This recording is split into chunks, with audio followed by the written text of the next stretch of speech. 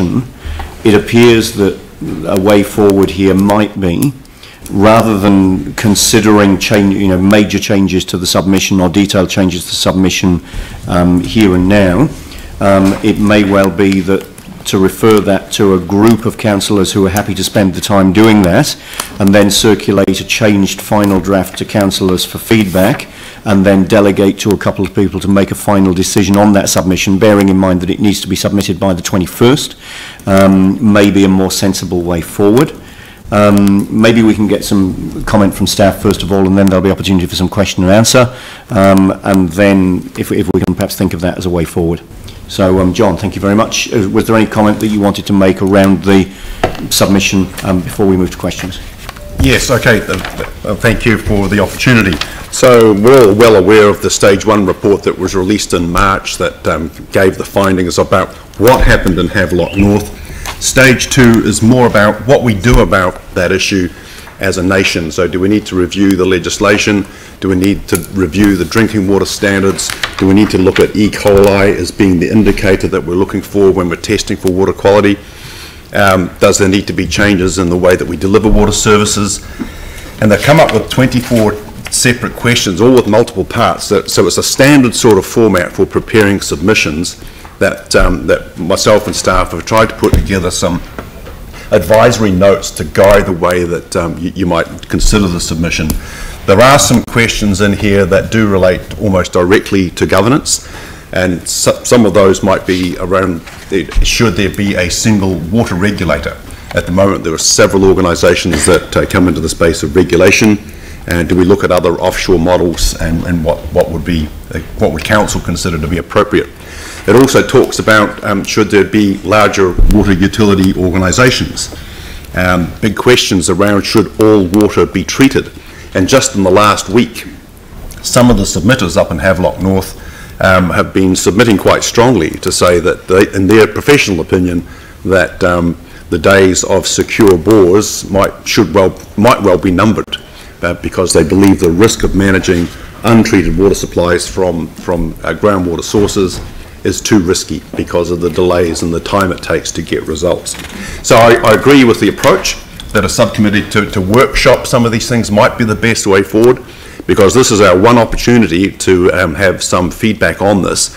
We are the largest water supplier in the country that serves a large population with what is virtually untreated water, what we believe are from secure sources, but there's a body of opinion that's challenging that view. So I'd be happy to answer any questions on what's been presented so far. All right, thank you. Pauline. I do have a question on 1.2 in the introduction. You talk about the Canterbury Drinking Water Reference Group, and they've made a submission. So I've got two questions. Firstly, who is on that group? And secondly, the fact that this is not intended to replace or detract from their submission. Can you tell me, is this aligned to their submission, or is theirs very different, or is there anything in there that... so first of all, who's on it? And okay, the Drinking Water Reference Group was established in October 2016 in response to the Havelock North outbreak. Bill Bayfield was probably the person who actually put his hand up, so it wouldn't be a great idea. We know we collaborate on this, we have different working groups like SWIM, but it wouldn't be great to have everybody in the room. So we got together with Environment Canterbury. We've got representatives from the 6 territorial local authorities around the Canterbury region. We've got representation from the CDHB, so both the Medical Officer of Health and the Drinking Water Assessors, and we've invited Ngāi Tahu to come on to that group as well, so that we can actually have one joined up view of water issues, drinking water issues in the Canterbury region. And they've met on 4 occasions since October, and we have put together a joint submission, and we had a bit of a phone conference where we looked for areas of those 24 questions. We looked for the areas that we all had a common view on, or the draft had a common view. So that draft submission from the Drinking Water Reference Group is waiting for the outcomes of our submission and others like the CDHB, so that when we do submit, we can actually submit with one voice to the Commission in Hastings. Right. And so what that tells me too is that we've already embarked on a collaborative process with our view of our water. Yeah, correct, Mr Chair. Although we already had a very collaborative working arrangement, we've actually formalised that in a formally established group with the terms of reference and some reporting outcomes. We report to the Chief Executives Forum and the Mayoral Forum. And so those two forums will be looking at the joint submission before that gets ratified. Phil. Thanks, John. I think it would be good to have discussion with a working group around just some aspects, because a huge amount of work has gone into this, and I want to acknowledge that, yep. Certainly. John, my question was just like, at this stage, explanation for us, like in terms of some of the options that government may require or that we may support. But one that you refer to, and this is on page 6, and I think it's under point 7 still, but it's that there could be a regional water service entities established. So just if you could give us some picture of the components of that and how that might look like. Yeah, so there's been a lot of work done on the benefits of larger water utilities. They've got larger scale. I think when they're considering the delivery of water services in New Zealand, we've got one water company that delivers water to 1.5 million customers in Auckland, that's Watercare. And then there's 66 other water utilities dealing with populations as small as 3,000 people. So it's quite disparate in the way that they deliver the services, but they all have to meet the same statutory obligations under the legislation and under the drinking water standards. That gets very difficult for small local authorities, as was the case in Havelock North. By having larger regions, you do share a lot of that knowledge, that it's easier to attract and retain the right professional staff, and you've got a larger funding base, and that they tend to have better outcomes as a result. Okay, that explains it broadly, John. Thank you. One thing the Mayor offered, and we've taken up, is to look at a regional approach, Section 17A review, incorporating all those areas. Now, it hasn't progressed as fast as we possibly can, but at least we've been having those discussions on it, and it's been facilitated by one of the staff members in here, but it was an offer made by the Mayor at the Mayoral's Forum, which the Mayoral Forum took up. So those conversations, there's quite a bit of work around. I think it's sitting underneath the Chief Executive from Huranui is the project sponsor for that, but we're providing the resource to facilitate some of those discussions. What are the pros and the cons of that? But that's an ongoing process. But again, a good example of, I think, cooperation across the region. Thank you. Vicky. So the lessons from Havelock North strike me as don't have shallow bores as one of them, rather than talk to your regional council maybe further down the list. The concern I have is that when we met with ECAN, the information that you gave us that somebody gave us, might have been ECAN, on the surrounding authorities' quality of water was that 25 of their wells were not compliant, and that was what concerned me. So the concern I have about Havelock North is that it affected the whole of the Hawke's Bay region. So nobody from outside of that region knew where Havelock North particularly was, so it affected all of the surrounding towns. So if something happens in Canterbury, Christchurch will be seen as the place where you can't drink the water, despite the work that's going on in the northwest. So what concerns me is exactly the issue you've just raised, is what happens around Coes Ford, what happens with all the dairying runoff into our streams, our waterways, and our potential water things in the rural area. I'm looking for a solution that doesn't involve us necessarily being responsible for the 30-year delay in the nitrate build-up that other people have approved for dairying and farming and stockholding and on too much of Canterbury. So I have a problem with, suddenly we will take responsibility for the rest of the region. The rest of the region is, at peak car, and the effects are not known for 10 or 30 years. What are the rest of the local authorities around Christchurch doing about the fact that their wells are, in some instances, not compliant? It's my concern. Yeah, through the Chair, that's the point I made about smaller local government. We've already heard about some of the issues around Darfield and the issues that they've had. And thus the question from the inquiry members about should all water be treated, because can we really rely on groundwater being protected in any sense? What they thought were protected wells in Havelock. We're obviously not. When we have the same, and I think you raised this at the water forum not so long ago, that if you do have an outbreak in a smaller rural local authority in Canterbury, it's going to damage the brand Canterbury. Yeah. So that's one measure. And that also leads to the question, do we need a single dedicated water regulator that manages all of those issues rather than regional councils? So there's different models around the world that they're looking to see if they would bring any value to New Zealand. So I'm sorry to press it, but it seems to be probably the most important issue in the region. And we have a situation where far too many land use rights have been allowed by an unelected regional council, which we will pay the cost of for the next 30 years. And part of that cost is the quality of our water. So just really directly, like in that working group, what are the other local authorities doing to make sure that their wells are actually compliant? Because if you go through that list, there are 25 in my edition that aren't. Yeah, well, be aware that Environment Canterbury are on the regional water group, and they've been made very well aware of the issues. It's not filling me with confidence. Yeah. Well, again, that's the conversation that we need to have with Environment Canterbury, who are the regulator. That's not our particular role. In fact, when you look at their state of the groundwater, the deep aquifers, or what we term the secure aquifers, are actually, as far as water quality is concerned, is excellent. It's that surface aquifer that's at risk of what you're talking about, that influence from nitrates and other surface activities. The deep aquifers do not appear to be at risk of that, but it's the rest of the network and other activities that might impact on the water quality once it gets into the distribution pipes. Yeah. Just an answer a little bit further, I would say Havelock North actually has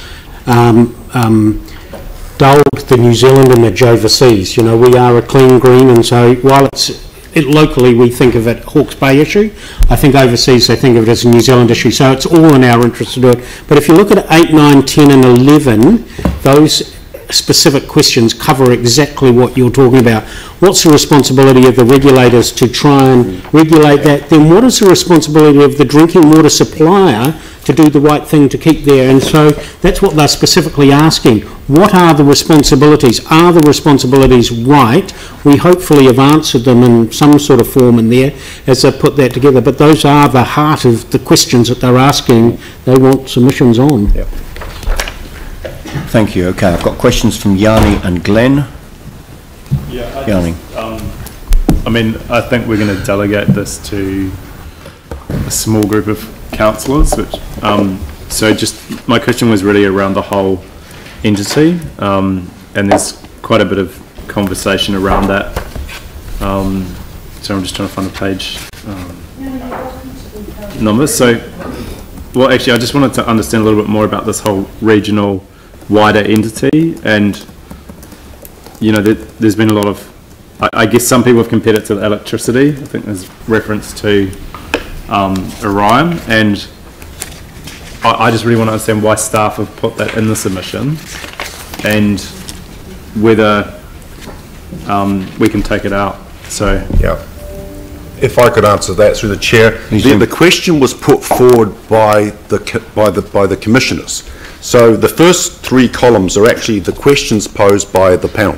So should there be, one of the questions they're asking all of the submitters, should there be a dedicated drinking water supply entity or entities? That's the question they've asked.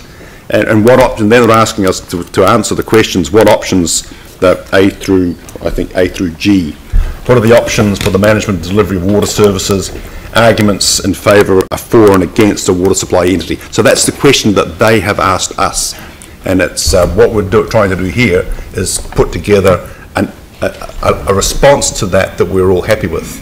So we haven't come out in favour. In fact, there's no yes/no things here. Should there be treatment of all water supplies? Staff haven't recommended treatment or otherwise. We're just saying this is the disadvantages, these are the advantages. That is for governance to decide what's your view on how we respond to these questions posed by the Commission. But, sorry, just through the chair, in 7, box 7, it doesn't, I mean, in the submission, we talk about Orion as an example. Large water entities have several advantages that are well documented, and we use Orion like the electricity market. If you talk to the consumers, I'm not sure that they would agree that, you know, prices have been good. That what they've seen is chief executives, unaccountable boards, a whole range of power prices just going up and up and up. Maybe reductions in energy efficiency, etc. So I don't know. There's no disadvantages really spelled out very much in that section under 7 that kind of balance it. And I don't know. I don't know. We as a council really had that conversation about why we would think those advantages exist. I mean, they're all kind of hypothetical, but I'm not sure where the evidence is to support the advantages that we've got in here. Orion was put in there as an example of a single focused utility provider, and it's not really saying that whole model was right or wrong. You can have a look at some of the things that came out after the earthquakes and their ability to respond in a single environment. So what we're saying in there's examples of single utilities, not necessarily, don't only think water, think, you know, there's pros and cons. We're trying to just say that there are a variety of different models out there that they may be looking at and you may like to look at, and you may want to give reasons why you don't want to go down that track. But we're just giving you examples that there are a whole pile of utility services, not only water, that are provided in New Zealand by a whole pile of different models. I think it's important to note that this is a draft submission from staff, which obviously governors are going to provide input into before governors sign off on it. So this is simply a draft submission. There may be parts of this that remain, there might be parts of it that are changed, there might be parts of it that get taken out. So this is purely a draft. So is it best then to address that particular one, which I think is probably the one that has quite a lot of political connotations around probably privatising or corporatising water delivery?